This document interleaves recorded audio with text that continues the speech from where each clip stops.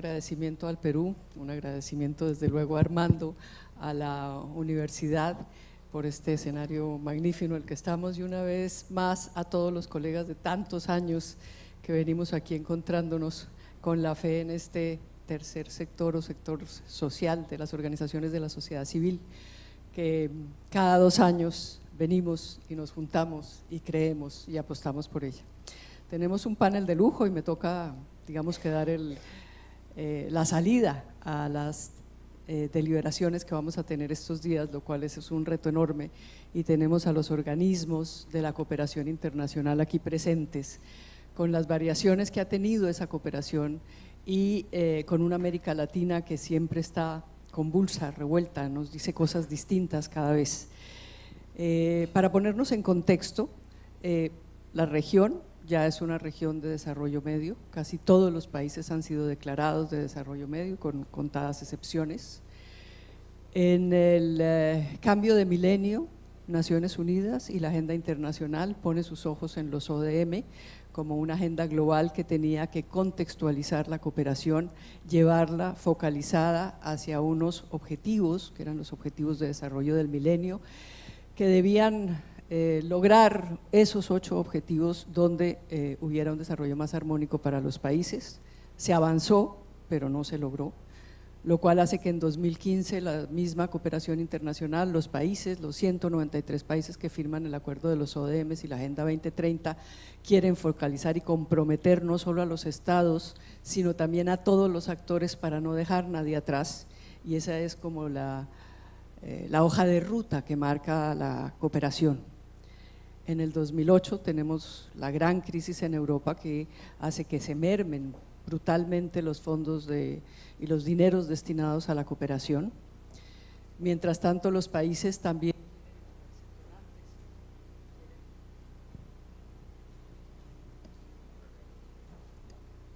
Hola.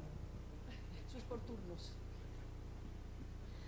Los países donantes se comprometen con el Acuerdo de París, se comprometen, como digo, con la Agenda 2030, quieren hacer cumplir el Acuerdo de Accra y que todos los países consensúen esa cooperación hacia un desarrollo armónico.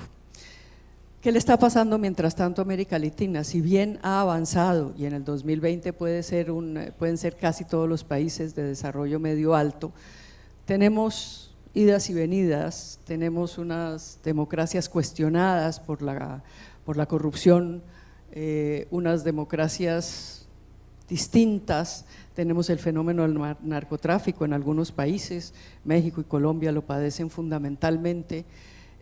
Tenemos estas agendas de los países donantes que están teniendo que mirar hacia sus sociedades, que reclaman que la inversión se haga hacia adentro porque les están llegando problemas en una migración desordenada pero masiva, que tienen que atender sus propias agendas. Por consiguiente, si bien se mantendrá la ayuda para las hambrunas, para el desplazamiento, para los conflictos, probablemente la ayuda al desarrollo se va a mermar y se mermará mucho más para América Latina. En este contexto, pues le quiero preguntar a nuestros maravillosos panelistas, tenemos aquí al PNUD en Conedo, a Rocío, que representa no solamente la alianza de las organizaciones de cooperación internacional, sino además la Organización Sueca de Cooperación, a la GIZ con Ulrich, y a Gabriel de Avina y a Javier Game. Bueno, Luis Miguel, bueno, listo, Luis Miguel, perdón. En ese contexto querría yo preguntarles qué quiere decir liderar para cooperar y qué tienen que estar haciendo con las organizaciones de la sociedad civil, los organismos de cooperación. Y empecemos por allí. Muy bien, muchas gracias y muy buenas tardes con todos. Me llamo Edo Stock, yo soy de PNUD aquí en el Perú y será un gusto tratar de elaborar un poco sobre el tema. Primero, en términos de liderazgo, creo que vivimos en tiempos sin precedentes y yo creo que tenemos que estar muy ambiciosos como nuestra generación y aprovechar el momentum que el mundo nos dio, ¿no? Entonces nosotros, nuestra generación, puede ser la primera generación que frena el cambio climático a nivel del mundo, a raíz de los acuerdos globales que se están fomentando, que es una amenaza muy significativa para nuestro planeta y para la gente que vive aquí en zonas especialmente expuestas bajo muchos riesgos. Y segundo, como la Agenda 2030 o los Objetivos de Desarrollo Sostenible realmente nos presentan una oportunidad de ser la primera generación de erradicar la pobreza extrema en el mundo totalmente, ¿no? Entonces tenemos que estar realmente ambiciosos y no hay en realidad ninguna razón para lo cual no lo podemos hacer. Tenemos la tecnología, tenemos todo el conocimiento de poder hacerlo. Entonces es nuestra tarea de ver de dónde están estas personas que están dejados atrás, cómo los podemos ayudar y hacerles parte de la sociedad. Quería conectarme con este tema de países de ingreso medio. Si nosotros pensamos un poco sobre Latinoamérica, Latinoamérica en muchos sentidos como son países de ingreso medio, ¿no? Pero ¿dónde está la clase media? ¿No? ¿Dónde está la clase media si tú tienes un país de ingreso medio? ¿No es cierto? Ese es un razonamiento lógico que alguien tendría que tener. Entonces, la respuesta es que nuestras clases medias que sí existen en Latinoamérica, pero son relativamente pequeños, ¿no es cierto? No son del tamaño que uno esperaría si nosotros vemos el ingreso que los países tienen. Y esa es una de las problemáticas grandes que enfrentamos en este momento. ¿Cómo logramos avanzar? ¿Cómo logramos erradicar esta pobreza? ¿Cómo logramos revertir los efectos del cambio climático? Y cómo al mismo tiempo fomentamos países realmente de clase media donde vamos a sacar la gente de pobreza y de manera sostenible lograr que la gente se quede en la clase media o inclusive suben más arriba, pero que no se caigan más abajo. Y por eso nosotros básicamente pensamos en tres factores, ¿no? Que son absolutamente importantes de tomar en cuenta. Como el primer factor es el tema de productividad, ¿no? Entonces necesitamos lograr que todas las personas sean productivos. Tenemos que ver en Latinoamérica nuestros sectores informales que generalmente limitan mucho la productividad y tenemos que buscar como innovaciones, tenemos que buscar incrementar la competitividad y buscar a lograr que también los jóvenes que ahora salen en el mercado laboral tengan chances, ¿no? Entonces, de esto estamos hablando para tratar de mejorar la...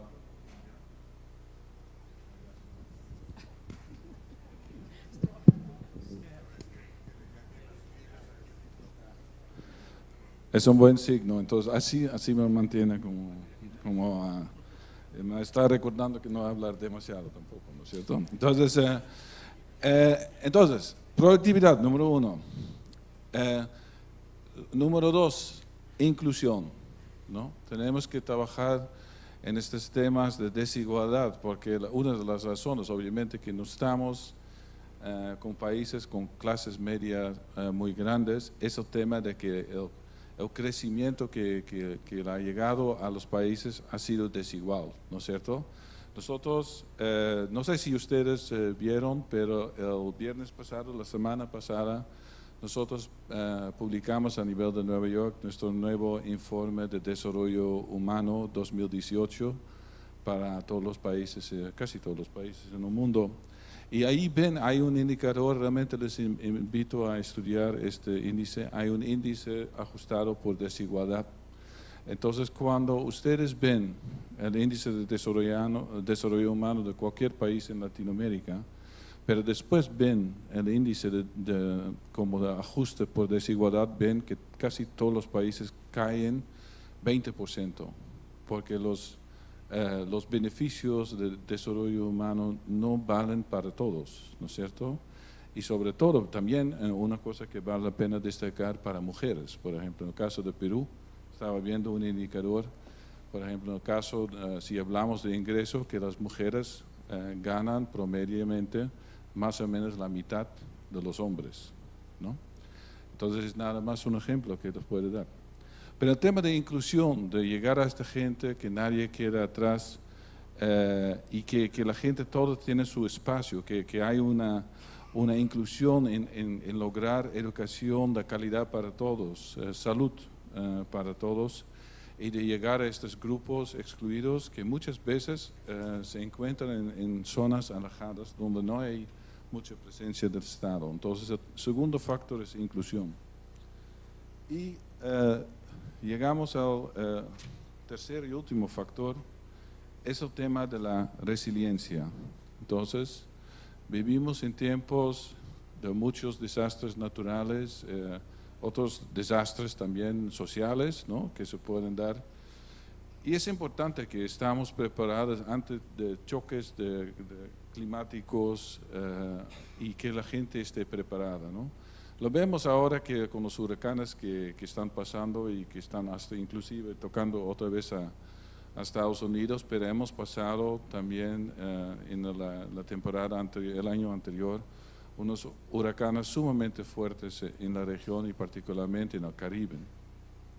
Pero nosotros mismos en Perú hemos también experimentado el fenómeno del niño costero, que realmente dejó a la vista una gran afectación a la gente y como siempre es el caso, que la gente que está más afectada y que más otra vez está afectado en su desarrollo es la gente que trabaja, que es de menos recursos y que no tenga la opción de vivir en lugares más seguros, ¿no?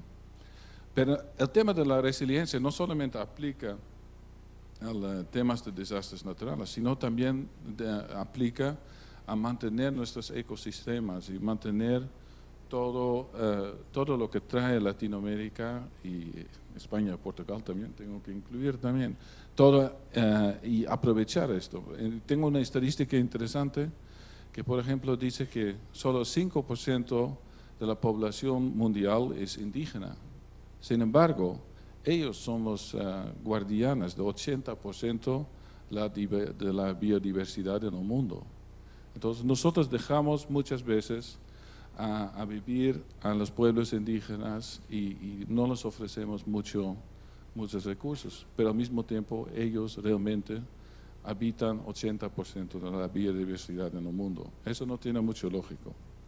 Entonces, en general lo que necesitamos hacer, no sé cuánto tiempo todavía me queda, porque creo que ya tengo que ir, si no el micrófono se va a apagar. No. Entonces,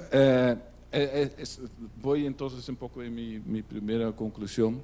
Entonces, realmente de ver este tema del desarrollo de la región, que hay muchas oportunidades, realmente nosotros podemos ser los primeros en lograr parar los efectos del cambio climático y de erradicar la pobreza extrema, pero tenemos que verlo de una manera muy clara, ¿no?, a través de estos tres factores que les expliqué, de la resiliencia, la productividad e inclusión social. Y para cerrar, entonces, el tema cómo lograrlo es lograrlo a través de instituciones muy fuertes, ¿no es cierto?, una gobernabilidad que funciona, que está claramente enfocado a trabajar en los temas y que aprovecha la Agenda 2030, que es una agenda de todo tipo de objetivos interconectados, ¿no? Entonces sería una equivocación, como solíamos hacer en los objetivos del milenio, de cortar en 8 objetivos y cada uno trabaja por separado, ¿no? Ese es un marco, a pesar de que son muchos objetivos que están interconectados. Y lo que nos toca de ver es de cómo interconectar estos problemas y de lograr soluciones de gobernabilidad. Y la sociedad civil tiene un papel tremendamente importante ahí, que está presente en los sitios donde ocurren todos los hechos, donde se pueden tener los beneficios. La sociedad civil es partícipe ahora de su propio desarrollo y la sociedad civil puede demandar transparencia a todos los actores de gobernabilidad para avanzar en estos temas de objetivos de desarrollo sostenible para lograr realmente un desarrollo inclusivo y sostenible. Muchas gracias.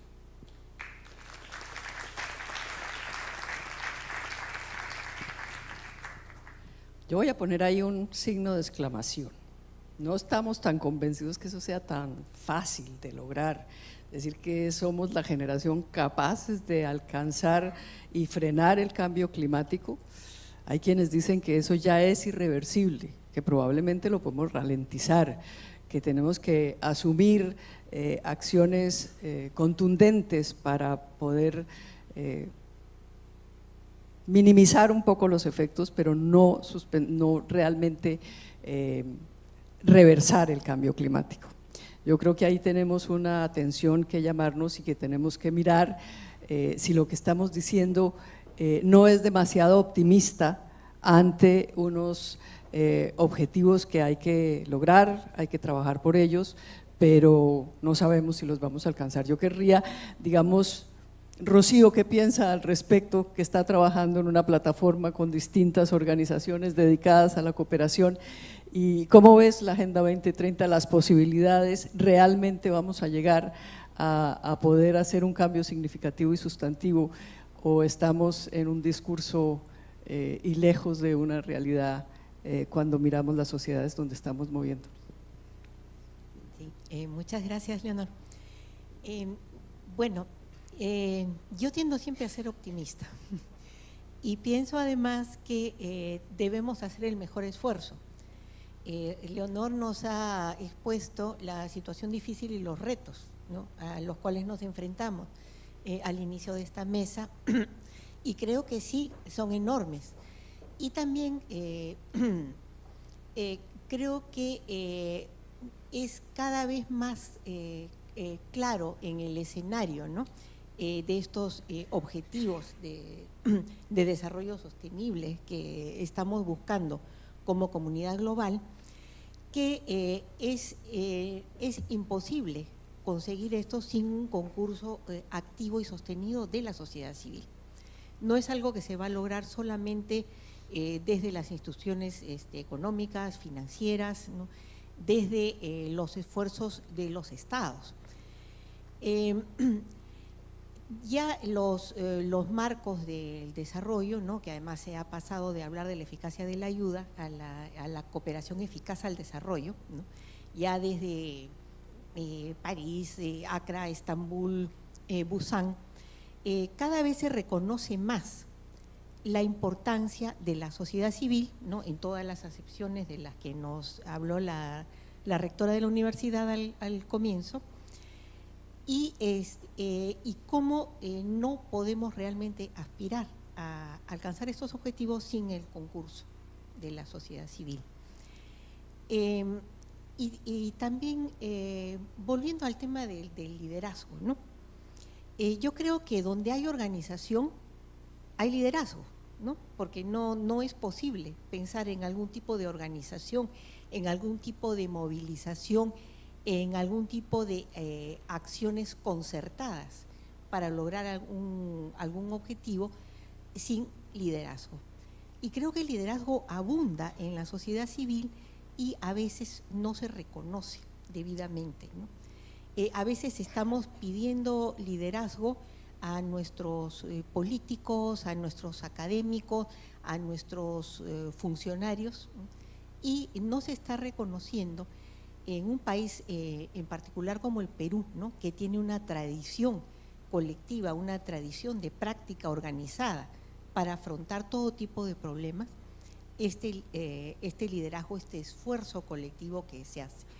Y que se hace, bueno, también se ha mencionado, ¿no?, desde las organizaciones más tradicionales, más estructuradas, como los sindicatos, las universidades, las comunidades académicas, hasta las comunidades campesinas, los clubes de madres y estos movimientos juveniles que vemos ahora, que aparecen y desaparecen, se movilizan, se convocan por las redes sociales, ¿no?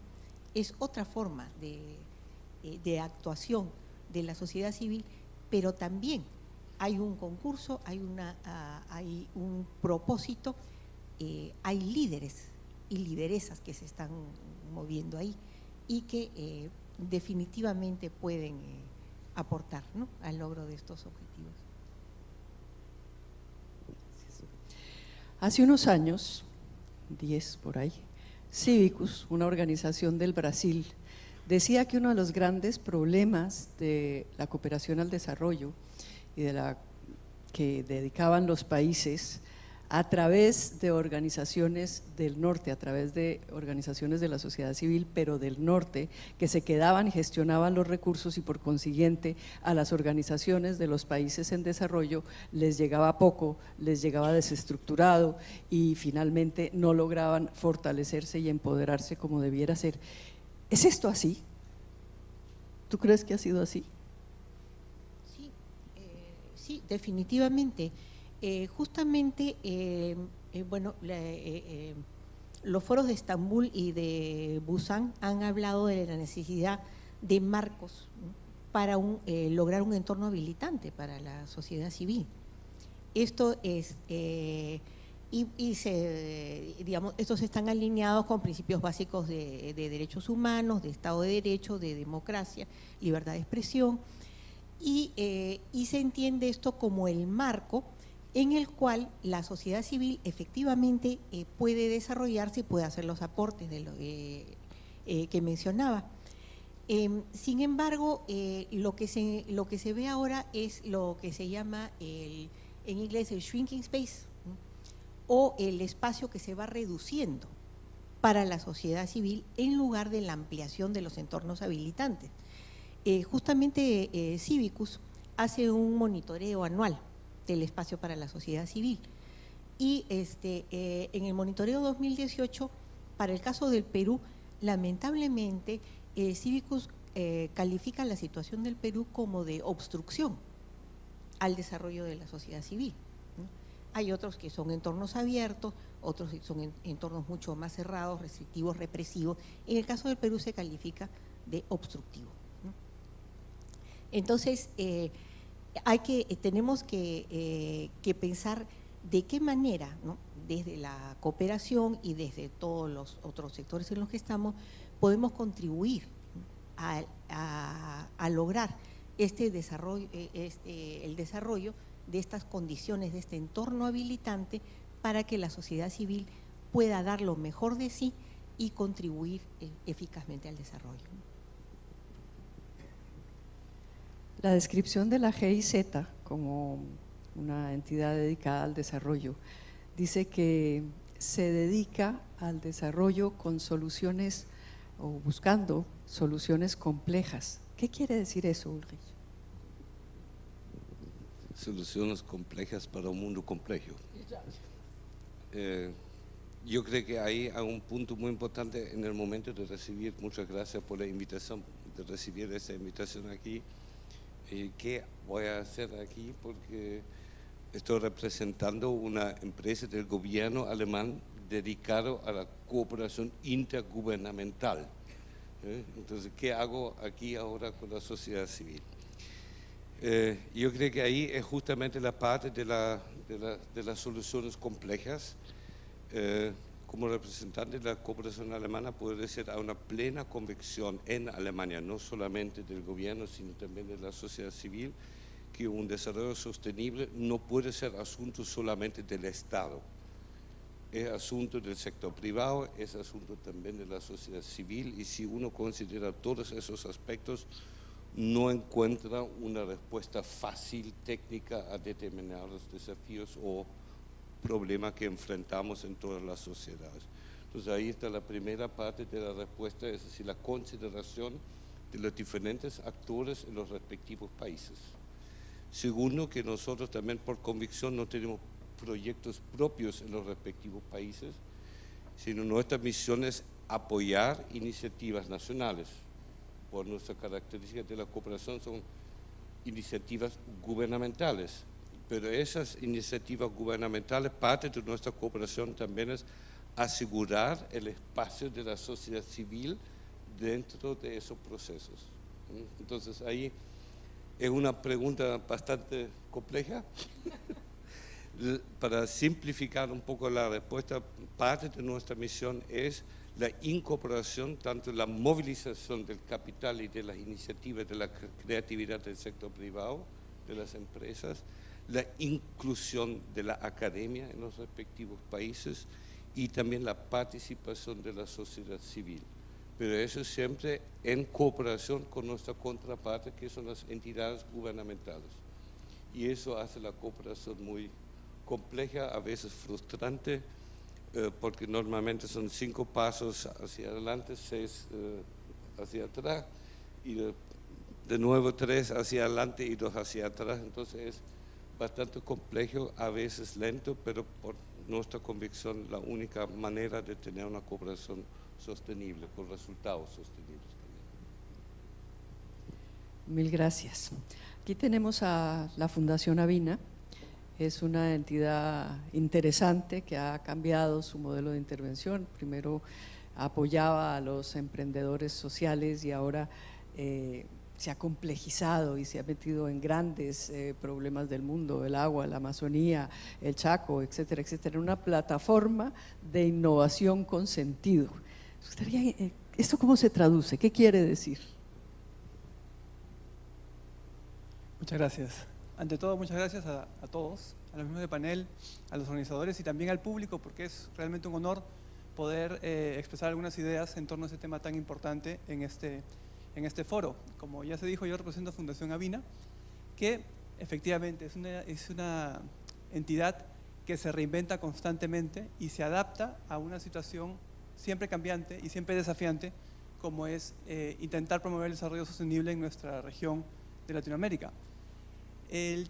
Como lo hemos definido últimamente en nuestro último plan estratégico, es que queremos aportar innovación con sentido.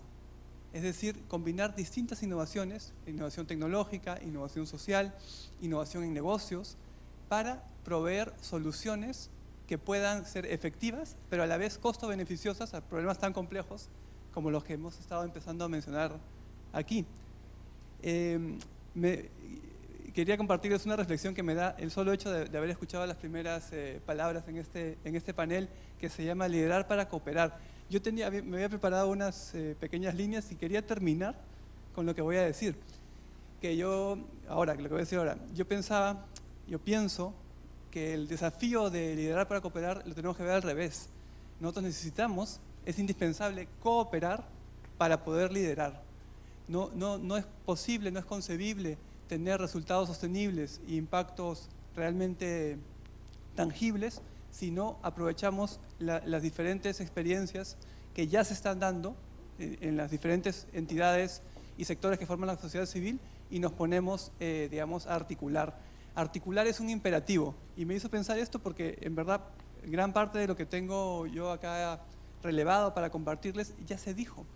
Estamos en un contexto de crisis total, ambiental, por donde lo vean, ¿no? El tema de la degradación ambiental, cambio climático, el tema de la pobreza, la desigualdad.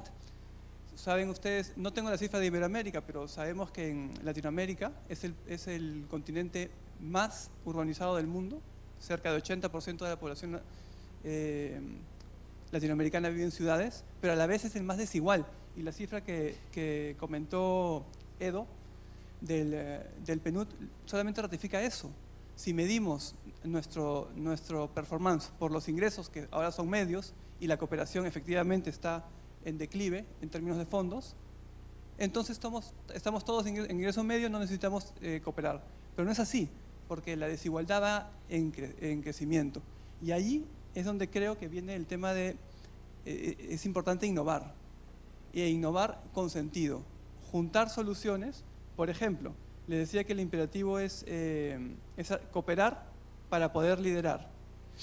Nosotros tenemos algunas experiencias con las mismas personas que están con las mismas instituciones que están representadas en esta mesa y les quería compartir. Por ejemplo, con el BID. El BID hace mucho tiempo apoya el tema de los conglomerados empresariales para favorecer la productividad y la competitividad de los pequeños productores y la asociatividad. Ese tipo de trabajo, que también lo ha apoyado la GIZ y muchos de los que estamos representando instituciones aquí, ahora mismo es política pública en el Perú. El Ministerio de la Producción y el Ministerio de Agricultura toman el apoyo a la asociatividad rural del pequeño productor o el pequeño productor artesanal como una forma de trabajo ya integrada en sus programas de apoyo y de financiamiento del desarrollo rural. Entonces, esa es una forma concreta como desde Fundación Avina apoyamos que las soluciones que ya se están dando sin inventar la pólvora puedan escalar a políticas públicas. Lo mismo con el tema de reciclaje inclusivo. Es uno de los programas que nosotros estamos priorizando ahora. No se puede entender el reciclaje inclusivo como sin la cooperación de diferentes actores. Estamos enfrentando una problemática terrible en la gestión de residuos sólidos. Saben ustedes, cifras también del BID, que el 45% de los residuos que nosotros generamos como latinoamericanos termina mal dispuesto. Es decir, termina en cuerpos de agua o en botaderos a cielo abierto, ni siquiera vertederos. Mientras que en Europa estamos tratando de eliminar la disposición de residuos en vertederos, en Latinoamérica el 45% ni siquiera va a rellenos sanitarios, sino a vertederos no controlados. Entonces, ante eso hay un contingente de familias, miles de familias, y ahí con esto quiero cerrar, Leonor, porque es un ejemplo concreto de innovación con sentido, miles de familias recicladoras que por años, que es un colectivo que hace parte de nuestra sociedad, que por años han vivido marginados recolectando en la basura desechos, lo que la sociedad llama desechos, para poder venderlos y ganar un sustento en condiciones de total precariedad. Allí donde se ve un problema de marginalidad muy grande, hay una oportunidad y hay un valor.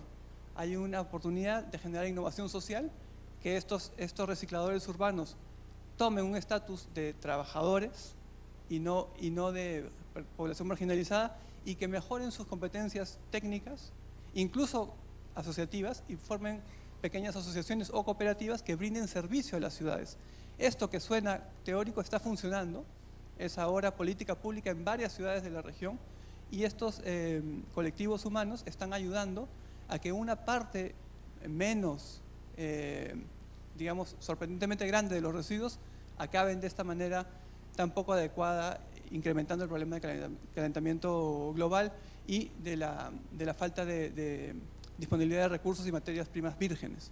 Entonces, con eso quería comentarles que es imperativo, reafirmar, mejor dicho, que es imperativo articular, es imperativo reconocer que entre los actores que conformamos la sociedad civil ya estamos implementando la Agenda 2030, ya estamos colaborando con los Objetivos de Desarrollo Sostenible, con la hoja de ruta de la nueva agenda urbana y también de los otros acuerdos globales, pero necesitamos poner en valor este apoyo, hacer un ejercicio de reconocernos, como es este mismo encuentro, y de poner en valor lo que estamos haciendo y de encontrar las conexiones para acelerar los cambios y poder tener más ejemplos de que prácticas fomentadas desde la sociedad civil, incluso sin fondos internacionales, sino desde la misma capacidad de la economía de los países, pueda aterrizar en soluciones de mayor escala, como en políticas públicas o incluso prácticas de las empresas nacionales o transnacionales. Javier, ¿qué significa para el banco y para la región todo lo que está pasando en Venezuela, país que queremos mucho, que sentimos en el alma, que acompañamos permanentemente y que está viviendo una salida masiva de sus ciudadanos para llegar a Brasil, a Colombia, a Ecuador, a Perú? ¿Qué está haciendo el banco? ¿Cómo lo ve el banco? ¿Le toca, no le toca? Quienes estamos aquí sentados tenemos que ser testigos de que esto hay que oírlo y pensarlo sin pretender entrar en profundidades políticas. Sí es muy importante hablar sobre las complicaciones sociales que este momento del país significa. Me la puso difícil, doña. No, muchas gracias primero a los organizadores, realmente para nosotros un placer estar acá. Gusto verte, honor después de tantos años desde que estuve en Colombia.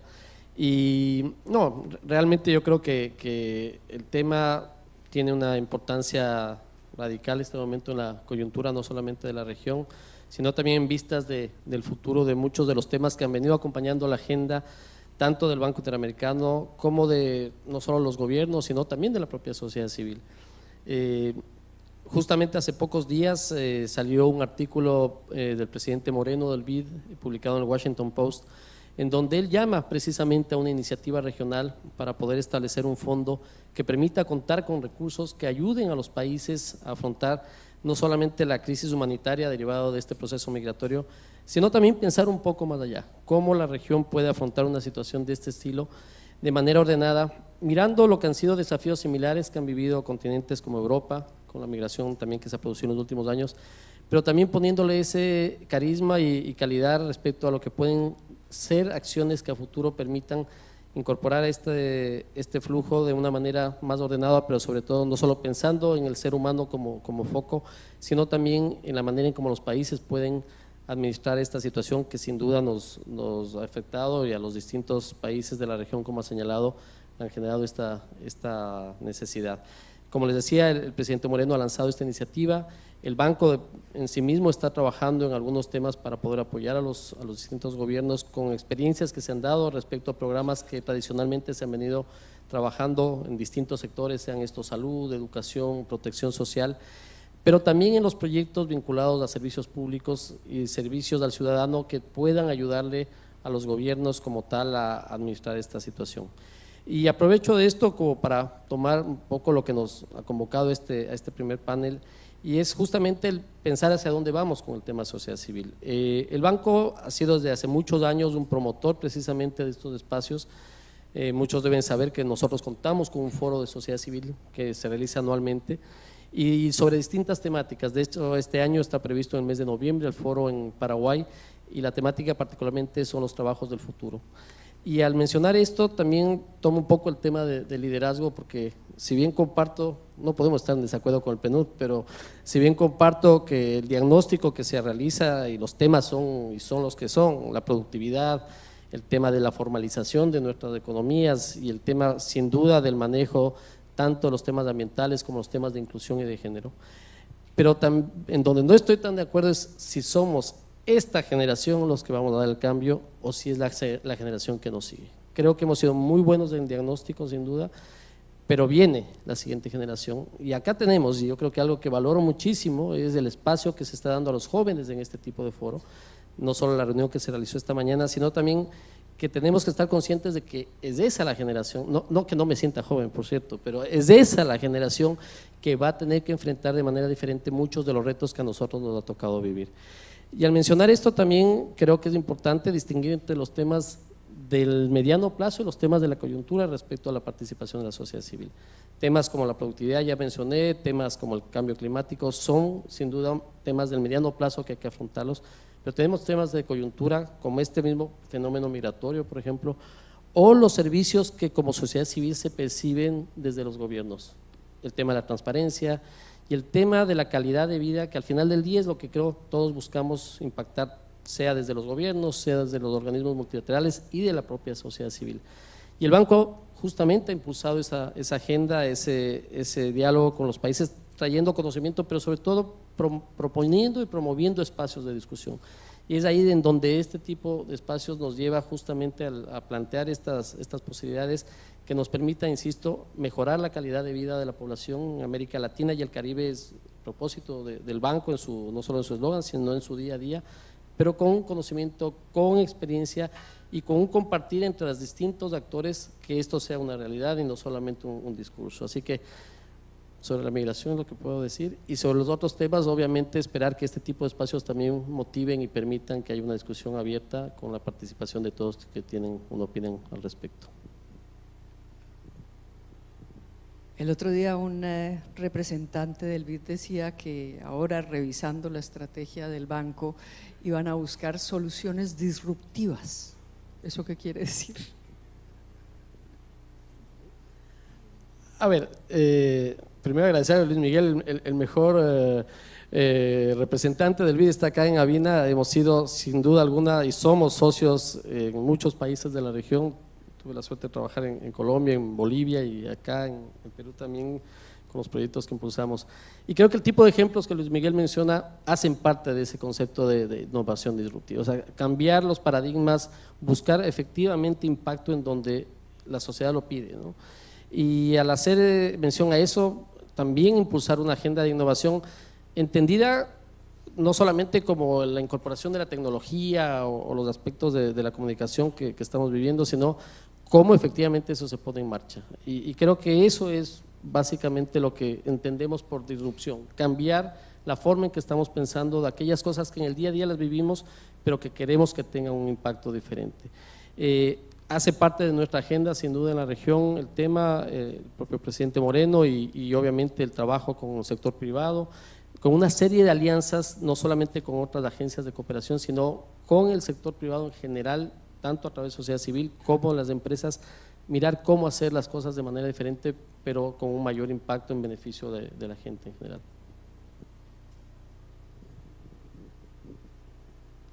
Una pregunta que no tiene destinatario, pero el que la quiera contestar me parece interesante de todas maneras tocarlo. Nuestros países en general, todos, están muy atravesados por la corrupción. Ese es un tema brutal que a todos nos conmueve y nos aterra. Ustedes como organizaciones de cooperación de países o de organismos institucionalizados que tienen que trabajar allí con los gobiernos, ¿cómo pueden tocar ese tema y tratar de apuntar hacia soluciones efectivas? Es casi tan interesante como la migración, esa pregunta por el desafío. Así que yo quería pasar el micrófono nomás. No, pero yo creo que para nosotros es un tema últimamente, porque por un lado nuestro gobierno decidió de dedicar una gran parte de los fondos en el futuro cercano justamente a la lucha contra la corrupción, aquí también en el Perú, una cooperación bilateral. Es un tema regional y también es un tema internacional en los flujos internacionales de recursos ilegales. Una filosofía para nosotros como GIZ es empezar en casa. Yo creo que es algo súper importante y eso es válido para todos los organismos públicos o privados, que si nosotros no somos transparentes en lo que nosotros estamos haciendo y cómo nosotros rendimos cuenta de nuestras acciones, yo creo que ya mostramos una primera debilidad. Segundo, después de mucha experiencia de trabajo también en la cooperación internacional, después de la caída del muro en el este de Europa, habían situaciones muy complicadas también, por un lado con urgencia, por el otro lado no pudiste avanzar en nada porque todos estaban esperando ahí la coima o la propina o como se llama en los diferentes países latinoamericanos aquí. Entonces fue una política muy clara, aunque un proyecto se demora 10 años, no pagamos ni un sol, ni un dólar, ni un centavo en coima porque eso significaría contradecir todo nuestro trabajo.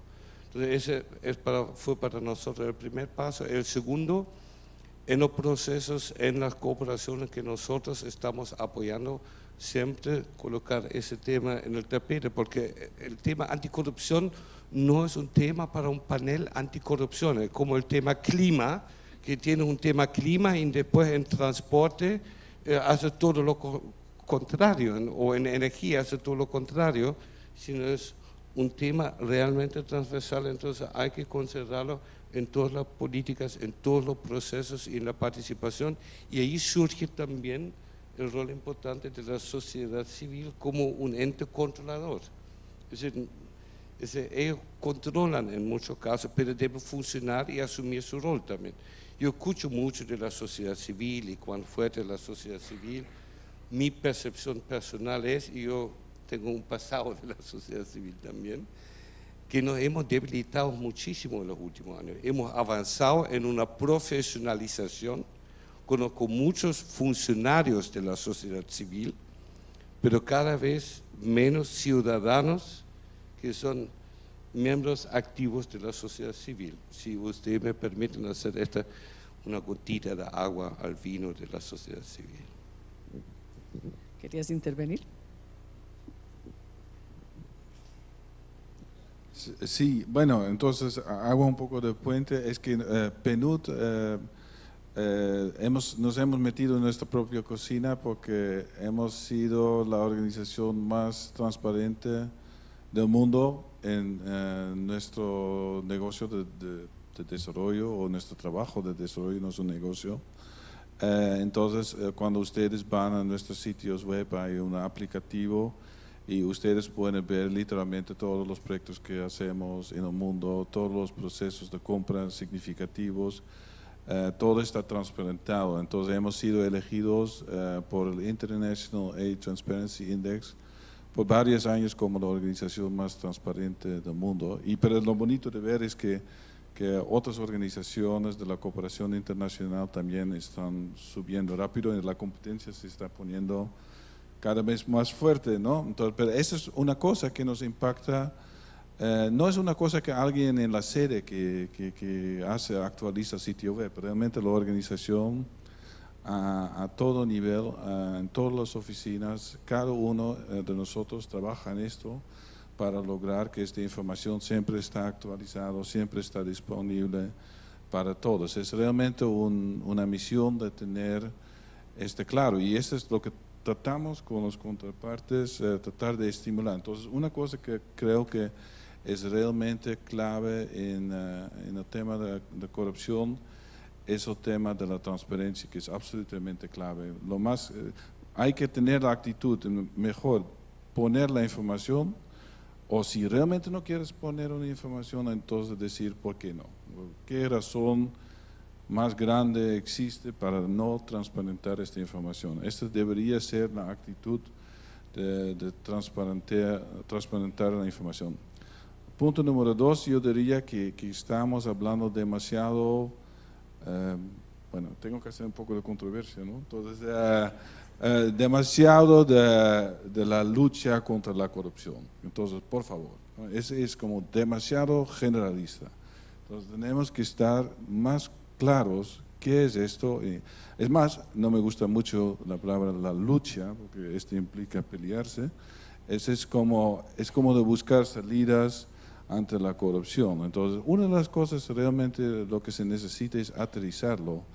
Y creo que vamos a avanzar más claramente si logramos entre nosotros destacar más puntualmente dónde están estos nidos principales de corrupción, como dice Ulrich, puede ser, no sé, en la construcción o en otras partes, pero tratan de diagnosticar en los países, en las sociedades donde existen esto y sean un poco más específicos, porque si el debate se centra sobre la lucha contra la corrupción es demasiado abstracto para trabajar esta temática. Nosotros, por ejemplo, desarrollamos, estaba en la semana anterior desarrollando un proyecto de lucha contra la corrupción, ahora mismo yo lo digo, pero el tema de violencia de género, el sistema judicial, entonces de tratar de buscar en esta área de violencia de género cómo transparentamos la información para que realmente podamos ver cómo avanzar, ¿no?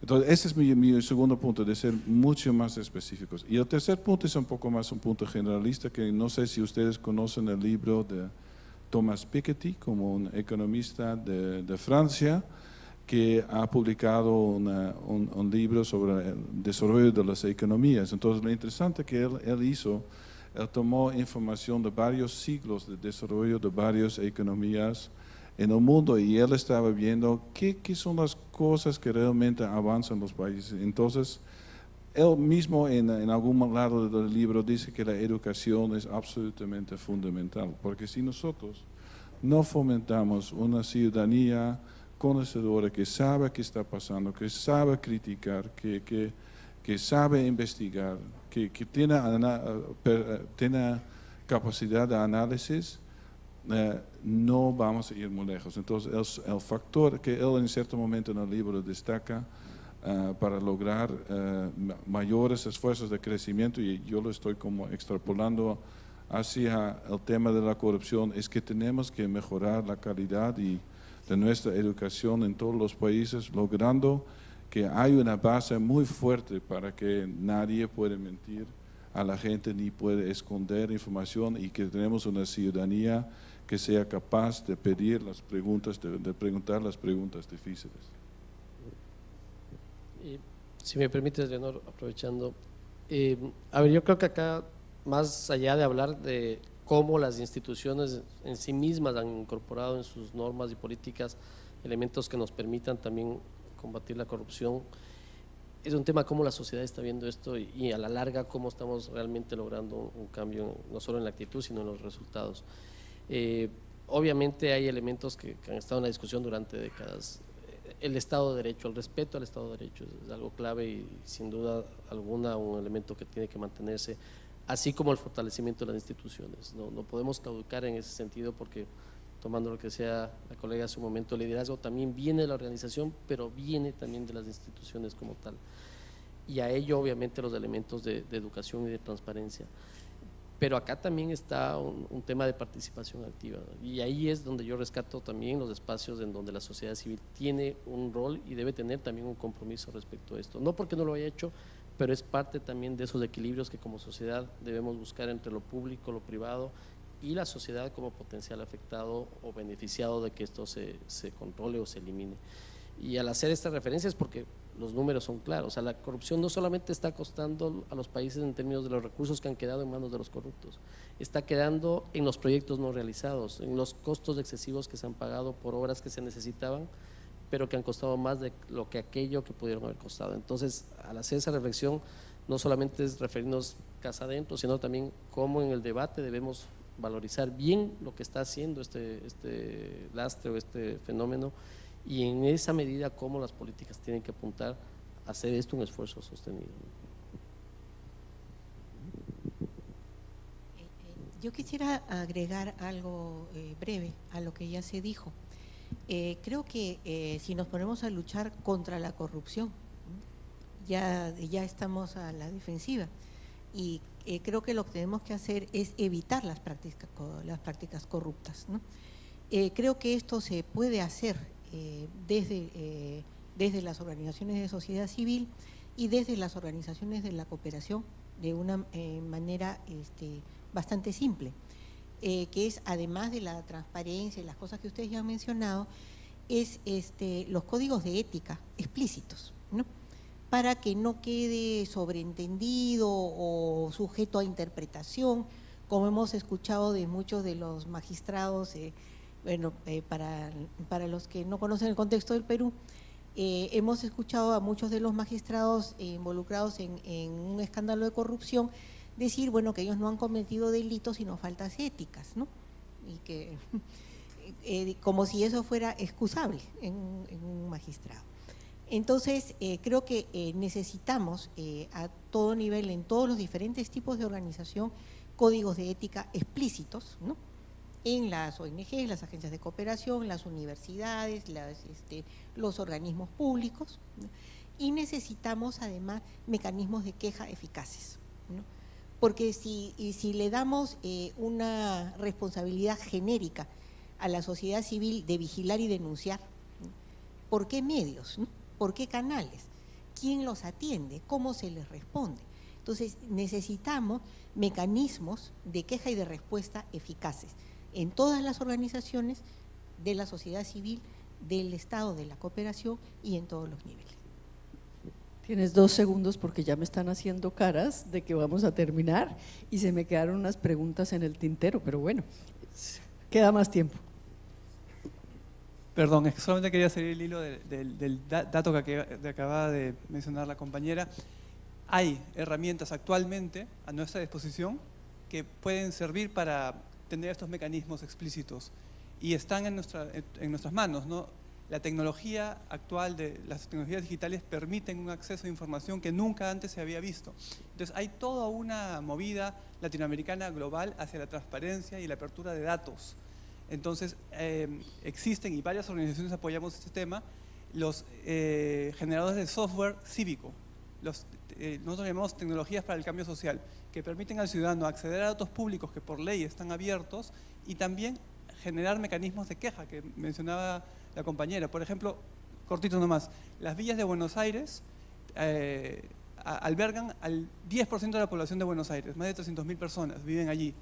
Las villas de Buenos Aires hace 3 años no estaban en el mapa, y usando una tecnología GPS que todos tenemos a nuestra disposición ahora, esas villas hoy día están en el mapa. Se mapeó participativamente, y visibilizar geográficamente las cosas es el primer paso para poder reclamar.